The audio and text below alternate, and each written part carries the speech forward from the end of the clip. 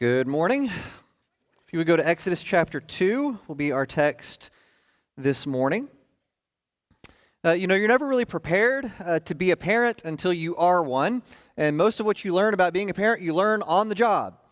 It was just a few days ago that I kept telling my youngest 4-year-old son, Sam, I was telling him, here's what you need to do, and this is what you need to do. And everything I said to him, he would say, but I got to do da-da-da-da-da, or but I need to do whatever. And finally I told him, I said, Sam, if you say but to me one more time, you will be in serious trouble. Now go upstairs. And he turns around, he leaves the room, and then I hear him say, but... So if anyone wants a 4-year-old, there's one available. You're never really prepared to be a parent until you're doing it. But I looked it up this week, and I found out that ever since 1907, scouts around the world have used the motto, be prepared. Okay, in fact, the Cub Scouts, since Robbie's time, have changed their motto now to match the Boy Scouts, and they too have the motto, be prepared. And I used to think that what that meant, before I did some research this week, was just that if you're ever in an emergency situation, you really want an Eagle Scout with you, right? Like if you're lost in the woods, Eagle Scout would be great to have because they're the ones that can fashion out, a nice hut for you and tell you which berries you can eat and that kind of thing. And that's true, right? I mean, that's part of it. But it turns out that be prepared means a lot more than that. Robert Baden-Powell, in the definitive book on scouting, says that be prepared means you are always in a state of readiness in mind and body to do your duty. Okay? I like that. I think that's meaningful. Okay, so here's the thing this morning. I really want to be used by God. Right? I do. Okay, I want the creator of our universe to do great things through me. I want to be a part of his great plans for this world because I know he has great plans for this world. Okay, but in order for God to use me, what do I have to do? I have to be prepared. Okay, I want my life to have meaning. I want to have greater meaning than just my own momentary happiness. I want all the things that I do, the time that I spend, the relationships that I form. I want my life to matter.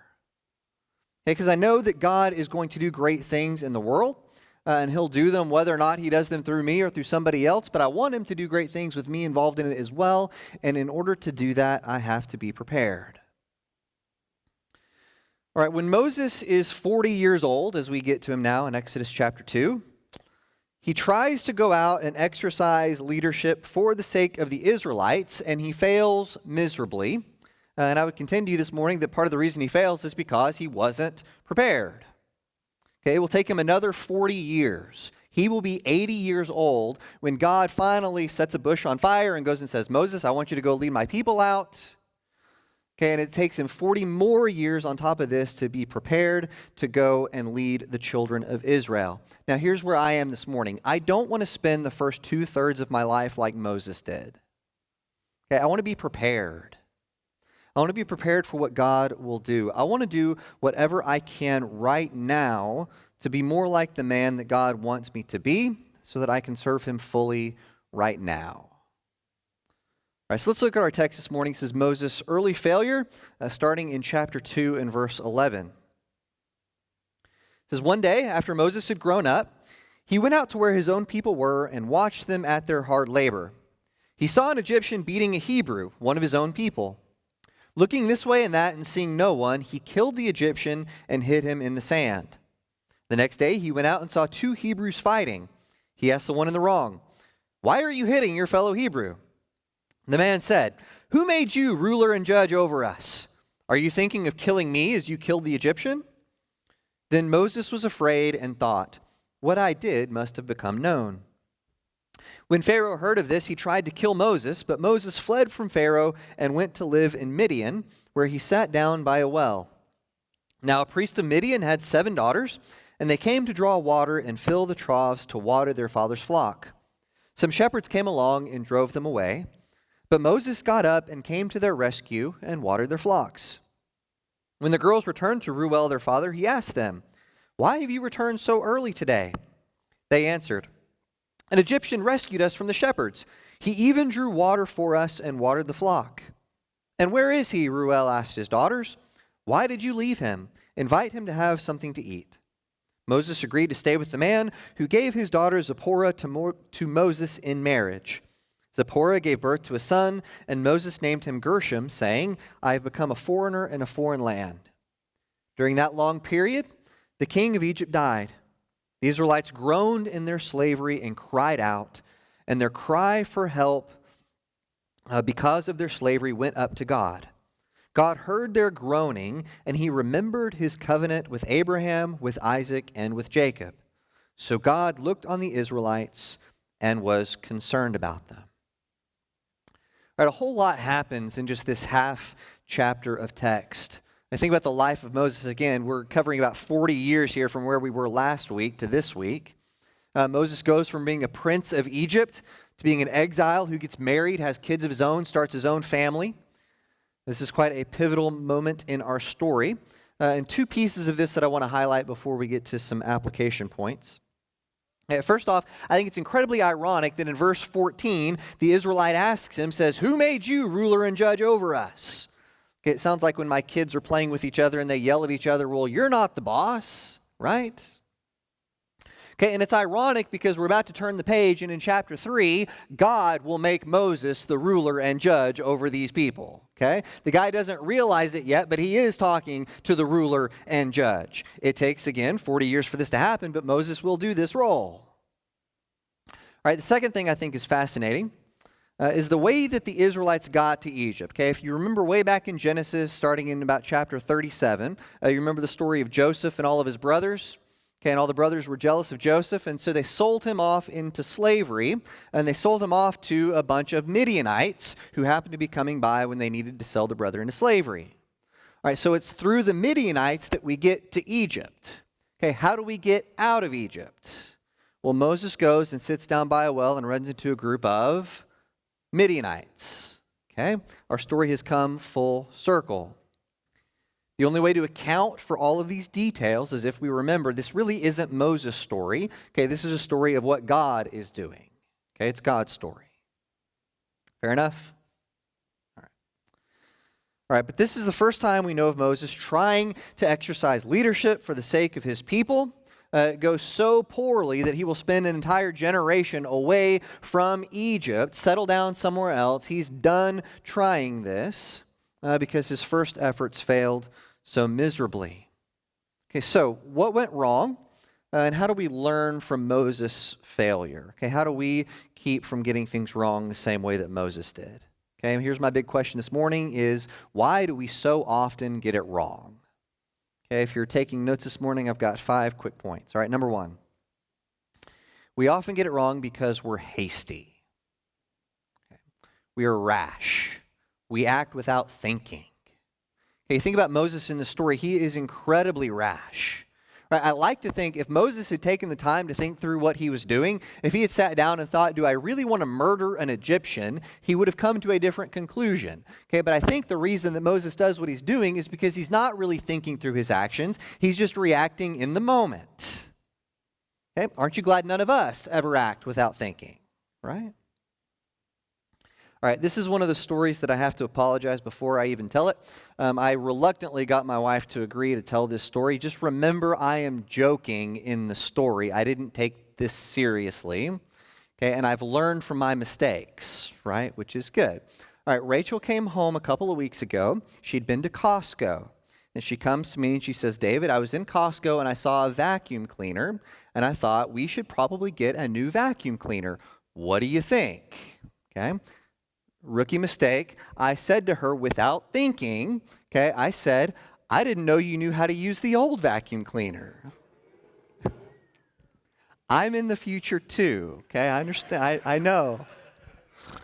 I'm aware.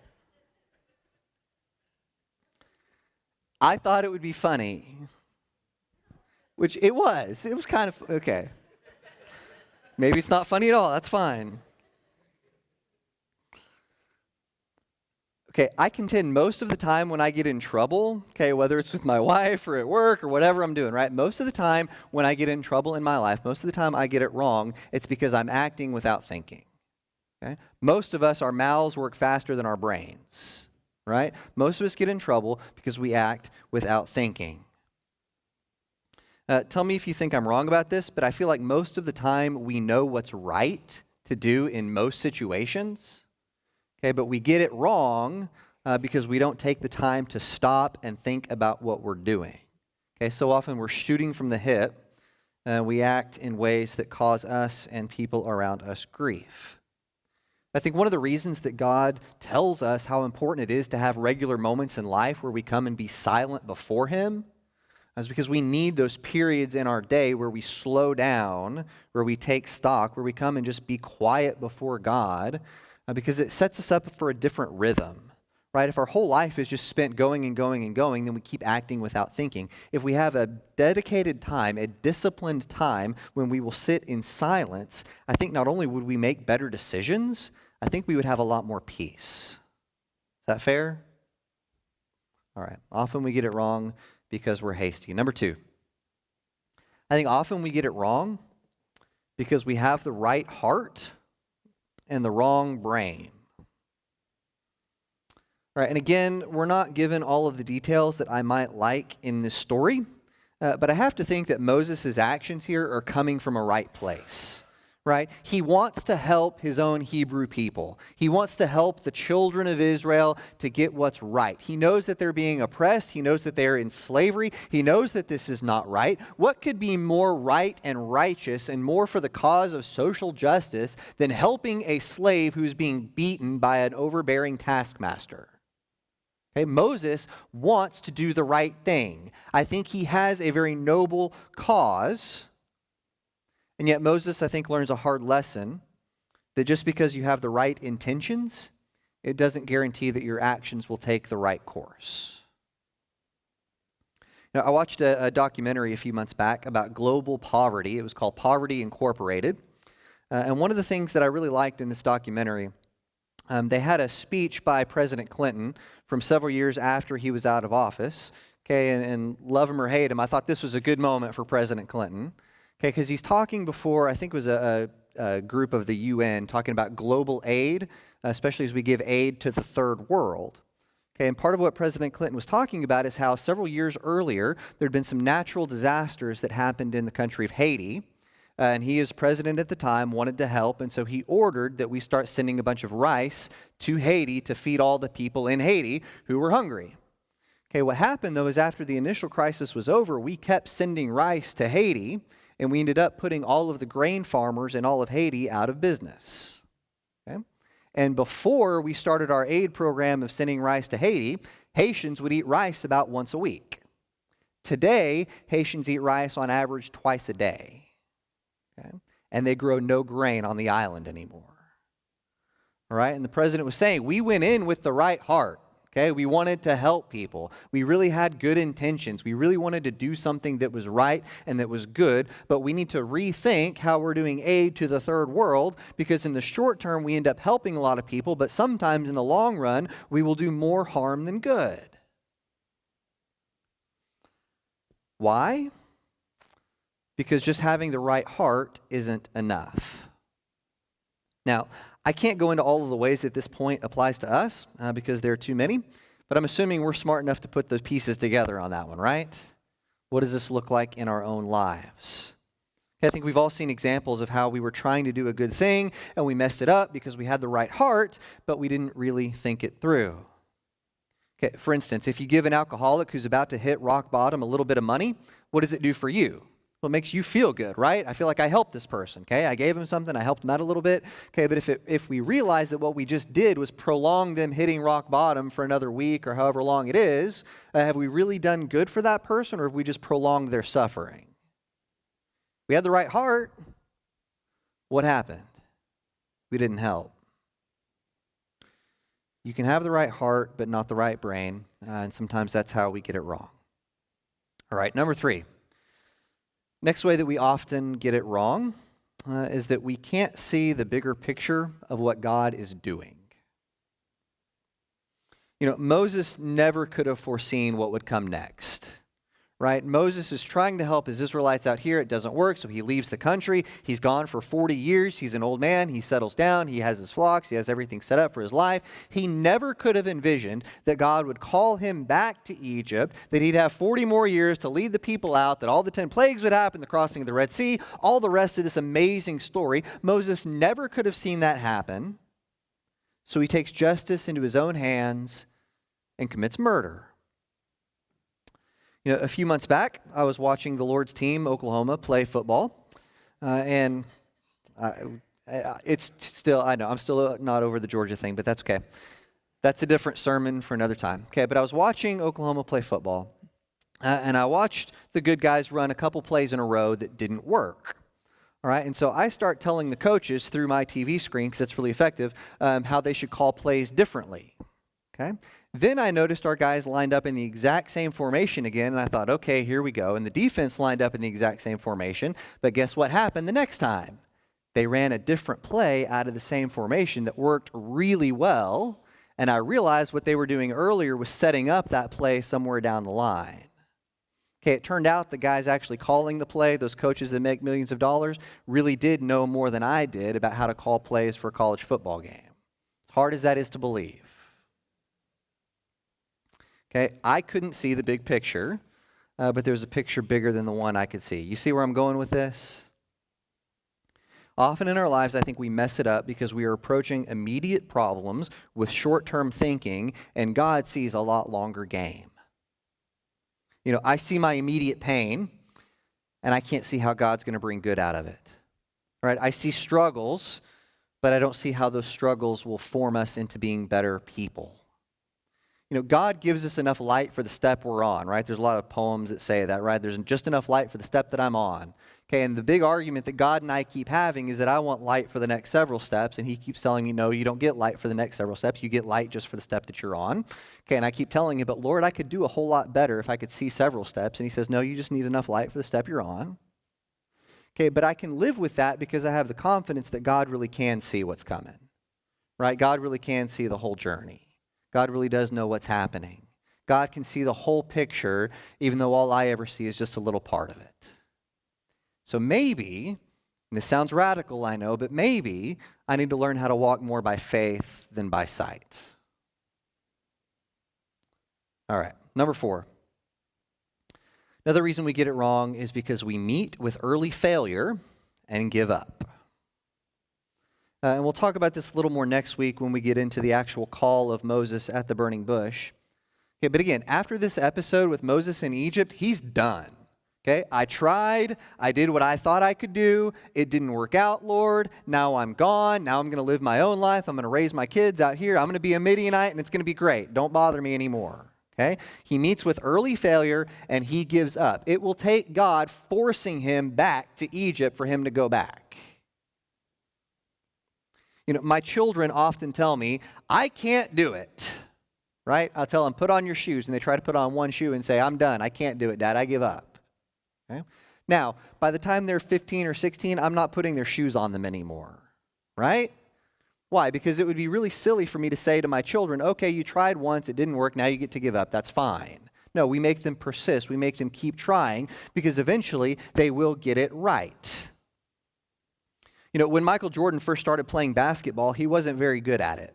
Several coaches told him, you're a good baseball player. You should just stick to that. I don't think this basketball thing's going to work out for you.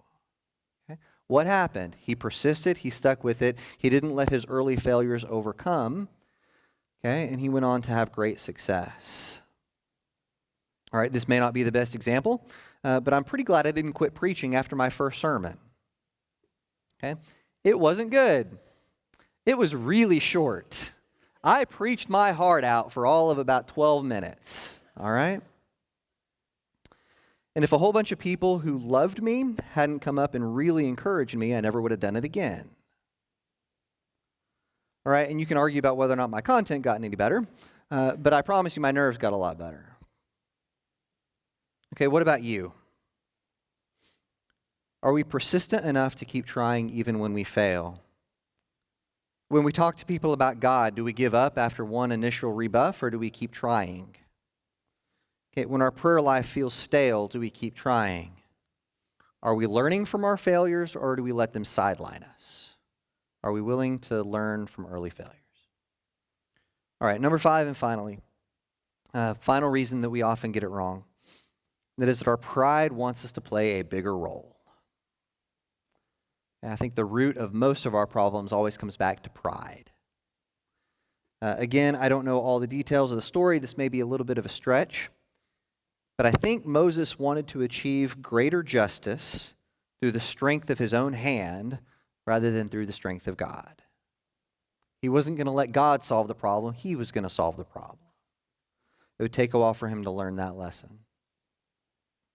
Rachel and I just finished watching a show. It's an AMC show called Turn. And it's about the spies that went around during the Revolutionary War on the good guy side, the American side. And one of the things that was difficult about the role that the spies played is that they never got the recognition, right? They always had to pretend like they were still on the English side of things. And at the end of the show, it was really interesting. They showed one of the characters really struggled with this idea that, he'd been through all this stuff throughout the entire war, but he never got the same recognition that the soldiers got. And Washington himself had to tell him, you don't realize the role you played, even though you didn't get the glory, was more important than anyone who actually carried a gun during the fight. All right, does our pride let us take some lesser roles sometimes in order to keep the plan of God going forward? Or do we insist, you know what, I'm going to do this my way because it's really all about me and I'm going to get the glory for this? Are we willing to take some of those secondary roles? I think often in my life I mess stuff up because I want to do it myself. All right, again, there's a lot of ways that we get things wrong, but the great news for the story, the great news for Moses, is that God is bigger than all of his failures. Okay, God ultimately gets it right. And so even though I fail often in my life, I have confidence that ultimately I get to be part of God's kingdom, not because of anything I've done, but because of what he has done for me. So at this time in our service, we're going to sing a few verses of an invitation song. During the singing of this song, I will be down front. One of our shepherds will be down front. This is a time in our service where we as the church want to be here for you. If you have a prayer request or a special need, we'd love to sit and talk with you, pray with you about that during this next song. Before we sing that, I'd like to close this with a word of blessing. May the Lord bless you and keep you. May the Lord make his face to shine upon you. May the Lord be gracious to you and give you peace. Let's stand and sing.